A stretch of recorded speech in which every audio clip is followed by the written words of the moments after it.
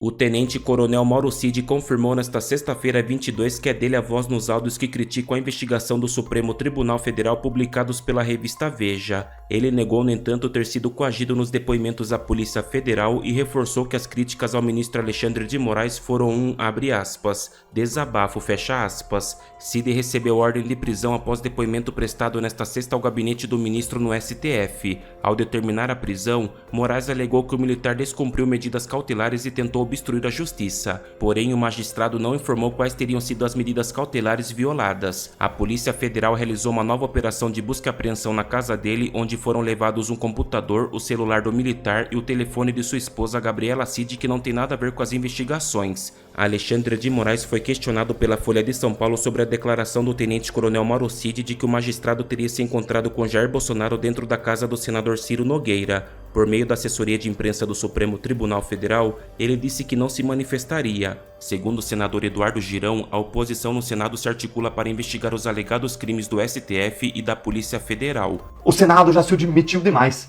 Existe uma CPI na Câmara que está para ser instaurada, o Arthur Lira está devendo, está atrasado na instauração, e nós sabemos que ele tem relações com Gilmar Mendes, com ministros, ele está atrasado na instauração, mas o Senado ele pode fazer isso até porque o Senado é o órgão responsável por instaurar processos para investigação e atribuição de culpa num processo de impeachment contra ministros do Supremo. O Senado é o órgão responsável por isso, e hoje o Eduardo Girão, que eu tenho orgulho de compor com ele, o time do Novo, o senador Eduardo Girão, ele anunciou lá no Twitter que eles estão se movimentando, a oposição está se movimentando para instaurar uma CPI, uma investigação dos abusos acusados da Polícia Federal e do Supremo Tribunal Federal. Seja para confirmar, seja para desconfirmar. Essas acusações são graves demais para elas passarem simplesmente batidas. Elas devem ser apuradas. E o competente para isso é o Senado Federal. Então o que a gente pode e deve fazer? Cobrar os senadores do nosso estado, para que eles efetivamente levem à frente. A gente teve ali um balde com água pingando abusos, esse balde está entornando. Nós precisamos colocar no Brasil todos debaixo da lei. Nós precisamos ter isso esclarecido. E os outros abusos também para que sejam freados, para que se estanque esses abusos que acontecem. Esses abusos já custaram a vida de uma pessoa, do Crezão. Nós precisamos cuidar para que não custe a liberdade de todos os brasileiros. Para que não custe a liberdade política, a liberdade da direita, para que a direita não seja perseguida. Agora, independentemente de qual é a hipótese verdadeira, eu posso te adiantar qual hipótese vai prevalecer no STF. Se o Senado não fizer uma apuração adequada, qual a hipótese que você sabe que vai prevalecer? A hipótese que vai prevalecer é a segunda. É a de que ontem as gravações retratam falsidades, que as gravações retratariam acusações falsas. Por que vai prevalecer? Porque a gente sabe como funciona o jogo político de poder e a corda estoura para o mais fraco. O que vai acontecer, se o Senado não atuar, é que não vai existir nenhum tipo de apuração do Supremo e que o Supremo vai rescindir a colaboração do Mauro Cid, vai dar uma punição exemplar no Mauro Cid e vai mandar ele para a cadeia. Opa, tô atrasado, já mandou ele para a cadeia hoje. Confirmando que Mauro Cid disse que Alexandre de Moraes prende, desprende, faz o que quer, ele é a lei. Vamos examinar essa prisão para ver se existe fundamento nessa prisão? Vamos lá. Quando que você pode prender alguém? Você pode prender alguém quando existem 3 requisitos. Presta atenção que isso vale para todos os casos. Isso aqui é um conteúdo educacional para você levar para a vida. O primeiro requisito é prova da existência do crime. O segundo requisito é prova ou indícios de autoria daquele crime. Você precisa saber como o crime aconteceu e quem é o autor. Além disso, você precisa de um terceiro requisito. E esse terceiro requisito se desmembra em 4. Você precisa ter um fundamento que mostre que a liberdade de uma pessoa, durante o processo, representa um risco para a sociedade. E existem 4 razões pelas quais essa liberdade pode representar um risco para a sociedade. Um risco à ordem pública, a pessoa já praticou 10 crimes, pode praticar mais um. Um risco à ordem econômica, uma catástrofe econômica, um grande esquema de pirâmide. Um risco à aplicação da lei penal, a pessoa pode fugir. Ou ainda a destruição de provas, a pessoa está turbando a instrução probatória. Existem, então, 3 requisitos. Prova da existência do crime, indício de autoria e um fundamento que mostra que a liberdade representa um risco para a sociedade.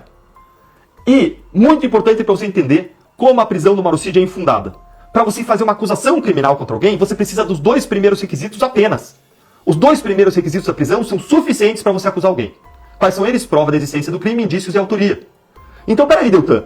Se os 2 primeiros requisitos da prisão são suficientes para você acusar alguém, isso quer dizer que se você não acusa alguém, você não tem os requisitos para a prisão. Isso! Exatamente! E o Mauro Cid ficou preso 4, 5, 6 meses sem uma acusação criminal. quando é vedado pela lei, tem um prazo máximo de 40 dias. E se ele não teve acusação criminal, significa que os 2 primeiros requisitos não estavam presentes. E se não estavam presentes, você não podia ter prendido. Isso demonstra a ilegalidade da prisão do Mauro Cid por A mais B. Se você não entendeu, depois volta e revisa, porque isso aqui vai te explicar para a vida como funciona uma prisão preventiva. Mais ainda, Mauro Cid foi preso por tempo elasticido até ele colaborar. Quando ele colaborou, ele foi solto. Na Lava Jato, mais 80% das pessoas que fizeram colaboração jamais foram presas.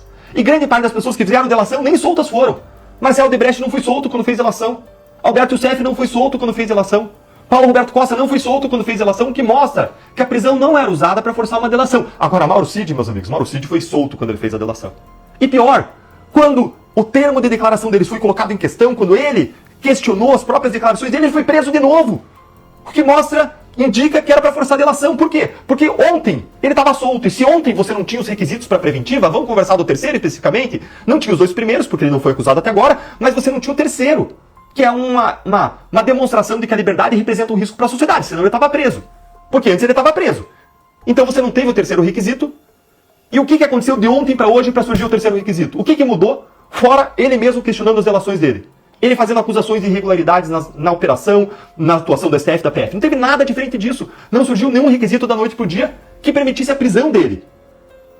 Isso mostra que a prisão, por mais uma razão, é absolutamente ilegal. Não teve nada que mudou o quadro, nada que demonstrasse o surgimento de um risco. E aí o ministro Alexandre de Moraes foi lá e prendeu ele, confirmando o que o próprio Mauro Cid disse. Que Alexandre de Moraes não precisa do MP, não precisa da polícia, não precisa de ninguém. Ele prende quando quer, ele solta quando quer, a lei é ele. Isso não pode acontecer, as autoridades têm que ser colocadas abaixo da lei. E mais, um outro fator importante para você entender aqui.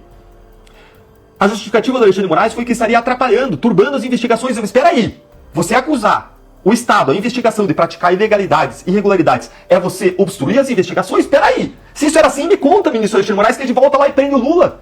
Porque o Lula tinha que então ter ficado preso durante toda a Lava Jato, porque o que ele mais fez foi ficar atacando a Lava Jato o tempo inteiro, com mentiras nunca provadas. Então Lula tinha que ter ficado preso todo o tempo. Mas não pode. Por que não pode? Porque quando uma pessoa investigada, acusada, aponta irregularidades e ilegalidades nas autoridades que conduzem, no comportamento delas, isso faz parte da ampla defesa dele. Então você não pode prender com esse fundamento. Mas ele foi lá e prendeu. O que mostra, uma terceira razão que mostra a ilegalidade. Primeiro, é ilegal porque você não tem prova de existência do crime indício de autoria, ele não tem acusação. Em segundo lugar, não surgiu nenhum fundamento da preventiva no sentido de a liberdade dele representar risco para a sociedade. E em terceiro lugar, o argumento usado de que ele estaria obstruindo as investigações por acusar irregularidades não vale. Isso é violar a ampla defesa.